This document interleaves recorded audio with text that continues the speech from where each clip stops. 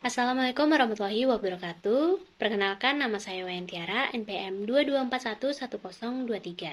Saya dari kelas Manajemen 22A. Dalam video kali ini, saya membahas mengenai manajemen risiko reputasi. Yuk simak video ini sampai dengan selesai. Pengertian risiko reputasi. Risiko reputasi adalah risiko akibat menurunnya tingkat kepercayaan stakeholder yang bersumber dari persepsi negatif terhadap perusahaan. Risiko reputasi adalah segala sesuatu yang berpotensi merusak citra atau nama baik suatu organisasi di mata masyarakat umum. Risiko ini dapat timbul karena beberapa alasan, seperti publisitas negatif, tindakan tidak etis, atau ketidakpatuhan terhadap janji yang telah dibuat. Risiko reputasi dapat sangat berbahaya bagi bisnis karena dapat menyebabkan kehilangan pelanggan, investor, dan mitra bisnis. Selain itu juga dapat kehilangan uang. Nah, oleh karena itu penting bagi organisasi untuk mempertimbangkan potensi risiko reputasi dengan hati-hati dan memiliki strategi untuk mengelola dan memitigasi risiko ini. Selanjutnya ada dasar reputasi. Yang pertama itu ada lingkungan tempat kerja. Lingkungan tempat kerja yang profesional di mana pemimpin bertanggung jawab untuk timnya dan secara aktif mengelola kinerja timnya dapat mempengaruhi reputasi perusahaan. Nah, kemudian ada tanggung jawab sosial. Bertanggung jawab atas keputusan, kemampuan untuk mengambil tanggung jawab atas keputusan yang diambil dan menanggung konsekuensi dari keputusan tersebut merupakan aspek tanggung jawab sosial yang dapat mempengaruhi reputasi perusahaan. Kemudian, visi kepemimpinan. Pemimpin yang memiliki sifat-sifat seperti jujur, kemampuan berkomunikasi dan bernegosiasi, bertanggung jawab dalam menjalankan tugasnya, dan cerdas dalam pembuatan perencanaan visi, misi, serta strategi dapat mempengaruhi reputasi perusahaan. Kemudian, kinerja keuangan. Kinerja keuangan perusahaan juga dapat mempengaruhi reputasi perusahaan karena kinerja keuangan yang baik dapat mencerminkan keberhasilan dan kestabilan perusahaan. Lalu ada daya tarik emosional. Daya tarik atau kecerdasan, karisma, dan kemampuan untuk memobilisasi organisasi menuju visi yang telah ditetapkan merupakan aspek daya tarik emosional yang dapat mempengaruhi reputasi perusahaan.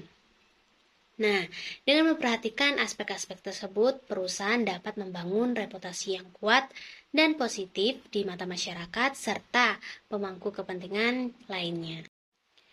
Tujuan manajemen risiko reputasi yaitu mengantisipasi dan meminimalkan dampak kerugian dan risiko reputasi perusahaan. Sumber risiko reputasi yaitu ada keluhan pelanggan. Keluhan pelanggan dapat menjadi sumber risiko reputasi yang signifikan. Nah, keluhan ini dapat tersebar melalui media sosial dan word of mouth yang dapat berdampak negatif pada reputasi perusahaan. Pengelolaan keluhan pelanggan dengan responsif yang efektif dapat membantu mengurangi risiko ini. Kemudian ada pengaruh reputasi. Reputasi perusahaan memiliki pengaruh yang signifikan terhadap persepsi pelanggan dan masyarakat umum. Reputasi yang baik dapat menarik pelanggan dan karyawan, sementara reputasi yang buruk dapat menyebabkan kehilangan pelanggan dan merugikan perusahaan secara finansial.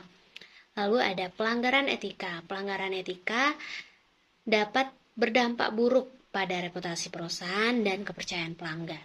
Etika bisnis membantu perusahaan mempertahankan reputasi baik, memenangkan kepercayaan pelanggan dan memastikan kepatuhan terhadap hukum dan peraturan yang berlaku.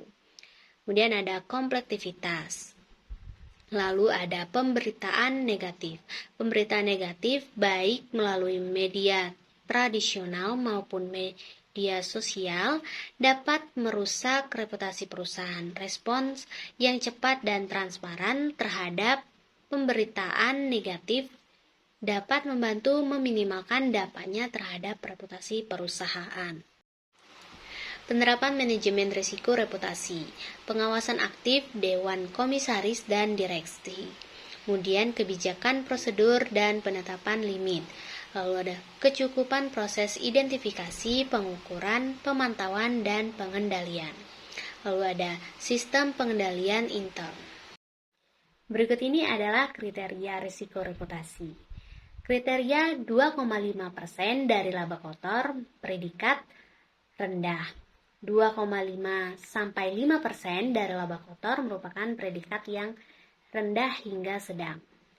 Sedangkan 5 sampai 7,5% dari laba kotor predikat sedang. Lalu ada 7,5% sampai 10% dari laba kotor predikat sedang hingga tinggi. Kemudian ada 10% dari laba kotor itu merupakan predikat yang tinggi. Baiklah, mungkin itu saja yang bisa saya sampaikan mengenai manajemen risiko reputasi. Saya akhiri. Wassalamualaikum warahmatullahi wabarakatuh. Terima kasih.